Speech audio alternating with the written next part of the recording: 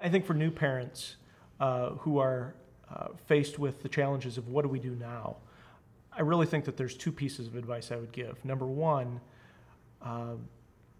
not knowing what the future holds can be very challenging, and it creates a lot of fear and anxiety. Having gone through the process twice with two different daughters, we've seen it from a couple different angles. The first time not knowing what was possible, and the second time proceeding with more confidence because we knew what was possible.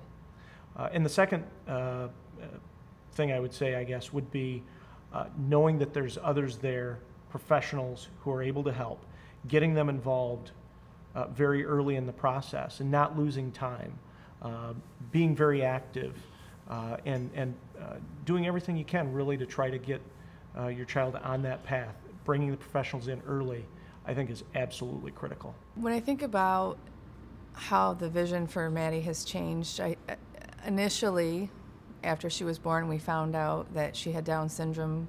We sort of felt like our vision needed to change, and that maybe the dreams that we had weren't going to take place. And as I received support through early on, as well as support groups, as well as talking with other parents that have children with disabilities, I learned that that did not need to be the case.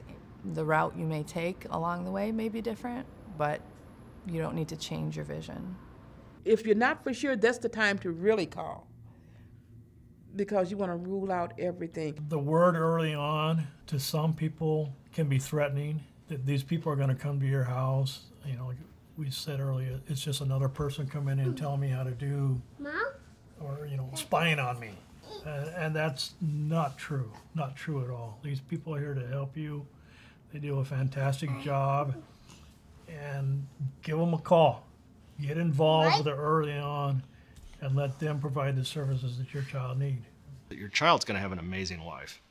All right, there are so many accommodations, there are so many services and supports to help your child grow and thrive.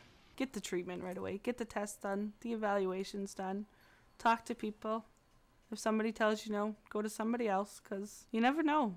It can happen to anybody. It doesn't matter, you know, low income or high income. It can happen to anybody. I think that there are some parents who do fall into the trap of hearing all the things their child can't do, all the milestones they're not reaching. And if they don't really understand what early on is about, it would be easy to think, well, this is just going to be one more agency coming in my home telling me what I'm not doing right and what my kid can't do. Never once have they ever said something that David can't do.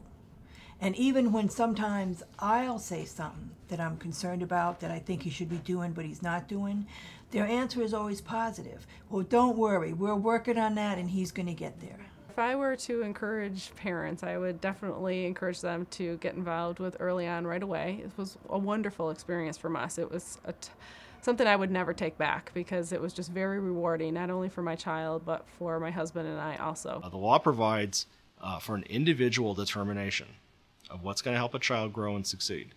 And that's something that you can insist on. Don't hold back. Don't worry, but don't wait.